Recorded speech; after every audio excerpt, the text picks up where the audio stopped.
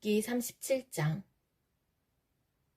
그 소리를 들으면 내 심장도 두근거립니다. 그분 입에서 나오는 천둥 소리를 잘 들어보세요.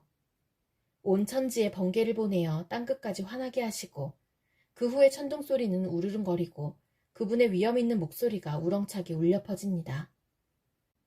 그분의 음성은 사그러들지 않습니다. 하나님의 천둥 소리는 정말 놀랍습니다. 사람이 이해 못할 엄청난 일들을 하십니다. 하나님은 눈에게 땅에 내려라 하고 명령하시고 쏟아지는 폭우에게 세차게 퍼부어라 하고 말씀하십니다. 이처럼 사람들을 꼼짝 못하게 하시는 것은 하나님의 일에 대해 그들이 알게 하기 위해서입니다. 그때에는 들짐승도 숨을 곳을 찾고 자기 있는 곳에서 나오질 않습니다. 남쪽에서는 폭풍이 불어오고 북쪽에서는 차가운 바람이 몰아치며 하나님께서 내뿜으시는 입 기운에 얼음이 생기고 넓은 호수물조차 꽁꽁 얼어붙습니다. 그분은 구름에 습기를 가득 채우시고 구름 사이로 번갯불을 번쩍거리시지요. 그것들은 하나님의 명령대로 이리저리 움직이며 온 세상에서 그분의 명령을 수행합니다. 그분은 사람을 벌하실 때나 땅에 비를 내리실 때, 징계하실 때나 사람들에게 사랑을 보이실 때 구름을 사용하십니다.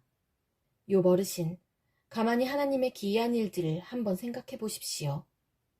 당신 하나님께서 어떻게 구름을 만드시고 어떻게 번개를 번쩍이게 하시는지 아십니까? 구름이 균형을 잃지 않고 떠다니는 것과 지혜가 온전하신 분이 행하시는 이적을 이해할 수 있나요? 남풍이 불어 땅이 조용할 때 따뜻해지는 까닭을 아십니까? 당신은 하나님께서 청동구리를 부어 만든 거울처럼 단단한 하늘을 펼 수 있습니까? 우리가 그분에게 할 말을 가르쳐 주십시오. 우리는 어둠에 쌓여 있어 그분에게 무슨 말을 해야 할지 모르겠군요. 내가 하고 싶은 말을 하나님께 다 할 수는 없습니다. 내가 왜 하나님께 나를 삼키실 기회를 드리겠습니까? 바람이 하늘을 깨끗이 휩쓸고 간 후 그 빛 때문에 태양을 똑바로 쳐다볼 수 있는 사람은 없을 것입니다. 그분은 영광의 빛에 휩싸여 북쪽에서 오시고 위엄 가운데 임하시지요. 우리는 전능자의 권능을 상상조차 할 수 없습니다. 그분의 권능은 끝이 없으시고 공의와 의가 많으신 분인데 어떻게 그런 분이 사람을 괴롭힐 수 있겠습니까? 그러니 사람들이 그분을 경외하지 않을 수 없지요. 스스로 지혜롭다고 생각하는 자를 그분은 무시하십니다. 욥기 38장. 그때 여호와께서 폭풍 가운데서 욥에게 말씀하셨습니다. 무식한 말로 나의 뜻을 어둡게 하는 자가 누구냐? 너는 허리띠를 동여매고 대장부처럼 일어나서 묻는 말에 대답하라. 내가 땅에 기초를 세울 때 너는 도대체 어디에 있었느냐? 내가 그렇게 많이 알거든 대답하라. 누가 그 수치들을 재고 줄자를 대어보았느냐? 땅의 기초를 무엇으로 단단히 고정시켰는지 그 모퉁이 돌을 누가 놓았는지 아느냐?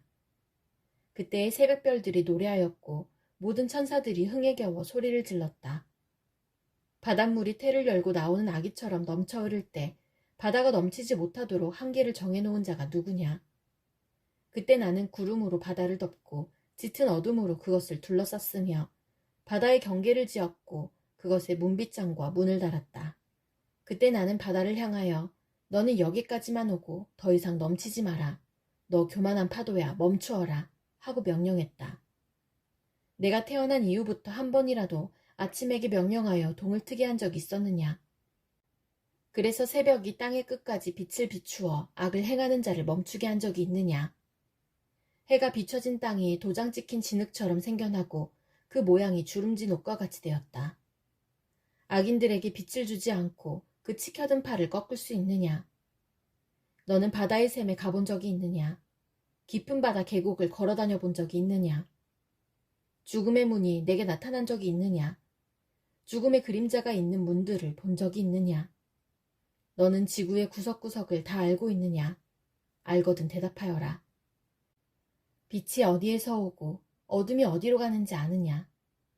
그것들을 그들의 집으로 데리고 갈 수 있느냐? 그것들이 사는 곳을 아느냐? 너는 그때 태어나서 그것을 아는 사람인가? 나이가 많아서 그런 것들을 아느냐? 너는 눈창고에 들어가 본 적이 있느냐? 우박창고에도 가보았느냐? 그것들을 어려운 때 전쟁이나 싸움에 사용하기 위해 내가 보관하고 있다. 너는 번개가 흩어지는 곳이나 동풍이 땅에서 흩어지는 곳을 알고 있느냐? 누가 폭우의 길들을 내었느냐? 천둥의 길을 누가 마련했는지 너는 아느냐? 사람의 흔적이 없는 곳, 아무도 없는 사막에 비를 내리고 더없이 메마른 땅에 물을 대고 그곳에 싹을 돋게 하는 이가 누구인가? 비를 낳은 아버지가 있느냐? 이슬방울은 누가 낳았느냐? 얼음은 누구에게서 나왔으며 하늘의 서리는 어디에서 태어났느냐? 물을 돌처럼 단단하게 얼리고 물의 표면을 꽁꽁 얼게 하는 이가 누구인지 아느냐?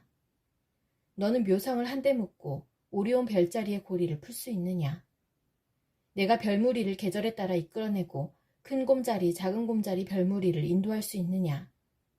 내가 천체의 운행 법칙을 아느냐? 내가 땅의 자연 법칙을 세웠느냐? 구름에게 소리를 질러 물이 내게 홍수처럼 덮이게 할 수 있느냐? 내가 번개에게 번쩍거리며 나가라고 명하면 그것이 예, 그대로 하겠습니다 라고 답하느냐? 누가 가슴에 지혜를 주고 마음에 총명을 주었더냐? 누가 지혜가 뛰어나 구름의 수를 헤아리겠느냐? 누가 하늘의 물병들을 기울여 먼지를 덩어리가 되게 하고 흙을 흙덩이가 되게 할 수 있느냐? 내가 사자의 먹이를 잡을 수 있느냐? 사자들의 굶주림을 채울 수 있느냐? 사자들이 굴 속에 웅크려 있고 은신처에 숨어서 기다릴 때 까마귀 새끼가 먹이가 없어 이리저리 날며 나를 향해 까악까악 울부짖을 때 누가 까마귀들에게 먹이를 주는가? 욥기 39장. 너는 산에 사는 염소가 언제 태어나는지 아느냐? 사슴이 새끼 낳는 것을 본 적이 있느냐? 그것들이 몇 달이나 뱃속에 새끼들을 데리고 다니는지 언제 새끼를 낳는지 아느냐? 그것들이 웅크리고 새끼를 낳게 되면 해산하는 고통에서 벗어나는 것을 아느냐? 그 새끼들이 들판에서 자라서 강하게 되면 어미를 떠나 다시는 돌아오지 않는다. 누가 들나귀를 풀어주었던가? 누가 재빠른 들나귀의 끈을 놓아주었던가? 내가 그들에게 광야를 집으로 주고 소금기 있는 땅을 그들의 살 곳으로 정해주었다. 들나귀는 도시의 소음을 싫어하고 소리치며 모는 사람을 알지 못하며 푸른 초장을 찾아 온 산을 헤매며 푸른 풀을 찾아다닌다. 들소가 내게 온유하게 굴며 내 우리에서 하룻밤을 잘 것 같으냐? 너는 들소에게 굴레를 씌워 쟁기질을 시킬 수 있느냐? 들소가 내 뒤를 따라 밭을 갈겠느냐? 그것이 힘이 세다고 믿고 일을 시킬 수 있느냐? 내 곡식을 날라오고 모아서 타작마당에 옮기리라고 믿느냐? 타조가 화려하게 날갯짓을 한다 해도 황새의 날개만 하겠느냐? 타조는 땅에 알을 낳고 모래로 그것을 따뜻하게 덮지만 곧 잊어버리고 발로 밟아 깨뜨리거나 야수들이 밟도록 그냥 내버려둔다. 타조는 새끼를 마치 자기 새끼가 아닌 것처럼 거칠게 다루고 그 새끼들이 죽는다 하더라도 신경 쓰지 않는다. 그것은 내가 타조에게 지혜를 주지 않고 총명도 베풀지 않았기 때문이다. 그렇지만 타조가 날개를 펼치고 달릴 때는 말과 기수보다 빠르다. 내가 말에게 힘을 주고 말의 목을 갈기로 옷 입혔느냐? 내가 말에게 메뚜기같이 뛰도록 하였느냐? 그 당당한 콧소리는 두려움을 느끼게 한다. 말은 앞발로 힘차게 땅을 박차고 용사들을 향해 전진하면서 두려움을 모르고 칼을 피할 생각도 하지 않는다. 화살통은 그 등에서 철커덕거리고 창과 단창은 번쩍인다. 땅을 종횡무진으로 날뛰고 나팔이 울려 퍼져도 멈출 줄 모른다. 나팔소리 가운데서도 힝힝 콧소리를 치며 멀리서도 전쟁 냄새를 맡고 장군들의 고함 소리와 아우성치는 소리를 듣는다. 매가 두 날개를 남쪽으로 펴고 날 것을 내가 명령했느냐? 독수리가 높이 치솟아 자기 둥지를 만드는 것도 내 명령에 따른 것이냐? 매는 아찔한 낭떠러지에 살며 사람이 접근할 수 없이 까마득한 바위 틈에 산다. 독수리는 그곳에서 먹이를 찾아 멀리까지 내다본다. 시체가 있는 곳에 독수리가 있고 그 새끼들도 그곳에서 피를 빨아먹는다. 욥기 40장. 여호와께서 욥에게 말씀하셨습니다. 너는 아직도 전능자와 논쟁하려 하느냐? 나 하나님을 비난하는 사람은 대답하여라. 그러자 욥이 여호와께 대답했습니다. 저는 정말 무가치한 사람입니다. 제가 무슨 대답을 하겠습니까? 단지 입을 가릴 뿐입니다. 나는 한 번 말을 했고 대답지 않겠습니다. 2번 말했고 더 이상 않겠습니다. 그때 여호와께서 폭풍 가운데서 욥에게 대답하셨습니다.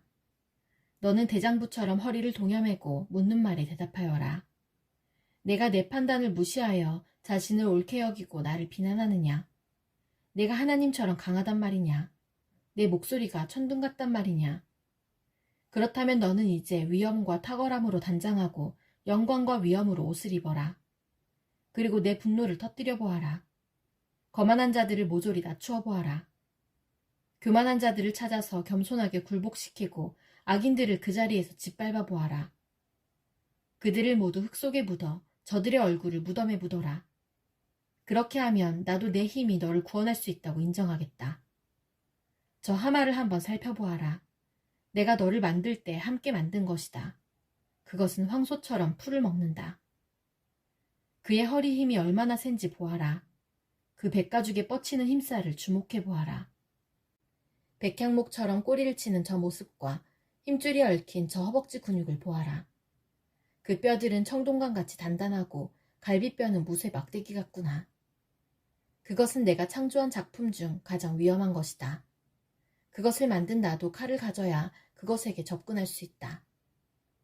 산들은 그것을 위해 식물을 만들어내고 모든 들짐승이 그 곁에서 뛰어논다. 그것이 연꽃 아래 누워 늪 속의 갈대 가운데 자기를 숨기면 연꽃잎이 그것 위에 그늘을 들이우고 강가 버드나무도 그를 둘러싼다. 강물이 차고 넘쳐도 요단 강물이 넘쳐 흘러 자신을 삼키려 해도 그것은 꿈쩍도 하지 않는다. 누가 감히 그것을 잡겠으며 끌고 가서 그 코를 꿰 수 있겠느냐. 욥기 41장. 내가 낚시고리로 악어를 끌어낼 수 있겠느냐. 끈으로 그의 혀를 맬 수 있겠느냐. 그의 코에 끈을 꿰고 갈고리로 그의 턱을 낚아챌 수 있겠느냐. 그것이 내게 살려주세요 하며 애원하겠느냐. 부드러운 말로 간청하겠느냐. 그것이 너와 약속을 하여 평생 너의 노예가 될 것 같으냐. 내가 그것을 새와 놀 수 있는 것처럼 만들어 내 어린 소녀들에게 쥐어줄 수 있겠느냐. 어부들이 그것을 가지고 상인들에게 팔 수 있겠느냐. 상인들은 그것을 가게에 가지고 나와 팔 수 있겠느냐. 내가 그것의 가죽에 창을, 그 머리에 작사를 꽂을 수 있겠느냐. 그것에게 내 손을 대어보아라. 그것이 날뛰면 내가 다시 그런 일을 할 생각이나 하겠느냐. 그것을 굴복시킬 수 있다는 생각은 헛된 것이 아니겠느냐. 보기만 해도 기가 꺾이지 않느냐. 아무리 용감한 자라 해도 그것조차 깨우지 못하는데 누가 감히 내게 맞설 수 있겠느냐. 누가 내게 주고 나서 갚기를 바랄 수 있느냐. 세상의 모든 것이 내게 속하지 않았느냐. 그 악어의 다리와 그 힘과 위험찬 모습을 어찌 말하지 않을 수 있겠느냐. 누가 그의 갑옷을 벗기고 감히 재갈을 가지고 그에게 다가설 수 있겠느냐. 누가 감히 그 끔찍한 이빨들이 늘어선 턱을 벌릴 수 있겠느냐. 그 등은 방패들이 서로 단단히 연결되어 늘어선 모습과 같고 비늘과 비늘은 서로 이어져 있어서 바람조차 통할 수 없다. 이처럼 비늘들은 서로 이어져서 함께 붙어 나눌 수 없다. 재채기와 함께 번갯불이 번쩍이고 그 두 눈은 동틀 때에 쏟아지는 햇살 같구나. 입에서는 타는 횃불이 나오고 불똥이 튀어나온다. 그 두 콧구멍에서 연기가 뿜어나오니 마치 끓는 솥에서 나오는 것 같구나. 입김이 숯불을 일으킬 것 같으니 그 입에서는 불꽃이 쏟아진다. 그 목덜미에 힘이 있어 그 앞에서는 절망도 달아난다. 근육들은 서로 단단히 엉켜있고 견고하여 떼어낼 수 없구나. 그 심장은 돌같이 단단하고 맷돌 아래짝처럼 강하구나. 그놈이 한번 일어나면 강한 자도 그 위세 앞에 겁을 먹고 뒷걸음질 친다. 칼로 찔러도 소용이 없고 창이나 표창, 단창도 아무 소용없구나. 악어는 철을 지푸라기처럼 구리를 썩은 나무처럼 생각하니 화살을 쏘아도 꿈쩍하지 않고 물맷돌도 그것에게는 날리는 겨와 같다. 몽둥이를 지푸라기처럼 여기고 표창을 날려도 코웃음만 칠 뿐이다. 그것의 밑바닥은 날카로운 질그릇 같아서 지늘개서 쟁기질한 것 같은 자국을 만든다. 깊은 물을 마치 끓는 가마솥같이 만들고 바다를 기른 가마처럼 만든다. 지나가며 번쩍이는 물보라를 날리니 흰머리를 날리는 것처럼 보인다. 지구상에 그것과 같이 두려움을 모르는 것이 없다. 그것이 교만한 자들을 모두 낮추어 보니 모든 자랑하는 자들의 왕이로다. 욥기 42장. 그러자 욥이 여호와께 대답했습니다. 주께서는 무슨 일이든지 하실 수 있기 때문에 아무도 주님의 뜻을 방해할 수 없는 줄 압니다. 무식한 말로 내 뜻을 가리는 자가 누구냐? 라고 물으셨지요. 정말 저는 알지도 못하면서 말하였고 깨닫지 못하는 일들을 아는 채 하였습니다. 주님께서 들어라, 내가 말하겠다. 내가 묻겠으니 너는 대답하여라고 하셨지요. 주님에 대하여 귀로 듣기만 했는데 이제 저는 주를 눈으로 직접 보았습니다. 이제 제 자신을 경멸합니다. 그리고 티끌과 제 가운데서 회개합니다. 여호와께서 욥에게 말씀을 하신 후에 대만 사람 엘리바스에게 말씀하셨습니다. 너와 내 두 친구는 정말 나를 화나게 하였다. 너희들은 내게 욥처럼 옳게 말하지 않았다. 그러므로 이제 너희는 수송아지 7마리와 순양 7마리를 잡아 내 종 욥에게 가서 너희들의 죄를 위해 번제로 바쳐라. 그러면 내 종 욥이 너희를 위해 기도해 줄 것이다. 나는 그의 기도를 듣고 너희들을 너희 어리석음대로 다루지 않겠다. 너희는 욥과 달리 나에 대해 옳게 말하지 않았다. 그러자 대만 사람 엘리바스와 수아 사람 빌닷, 나아마 사람 소발은 여호와께서 자기들에게 명령하신 대로 하였고 여호와께서는 욥의 기도를 들으셨습니다. 욥이 자기 친구들을 위해 기도한 이후에 여호와께서는 그를 다시 번성케 하셔서 그에게 전보다 2배나 많은 복을 주셨습니다. 그러자 그의 모든 형제자매와 전에 그를 알았던 모든 자가 와서 그와 함께 식사를 하였습니다. 그들은 여호와께서 욥에게 내리셨던 모든 재앙을 생각하며 그를 위로하고 슬퍼해 주었고 각각 돈과 금꼬리를 욥에게 선물로 주었습니다. 여호와께서 욥의 말년에 처음보다 더 큰 복을 주셔서 그는 14,000마리의 양과 6,000마리의 낙타와 황소 1,000결이와 당나귀 1,000마리를 소유하게 되었습니다. 그리고 욥은 7명의 아들과 3명의 딸을 낳았습니다. 그의 첫째 딸을 여미마라 하고 둘째 딸을 그시야, 셋째 딸을 게렌 합북이라 불렀는데 온 땅에 욥의 딸같이 아름다운 사람이 없었고 욥은 그들에게도 아들과 같이 재산을 나누어 주었습니다. 그 후 욥은 140년을 더 살면서 자손을 4대까지 보았고 오래 살다가 세상을 떠났습니다.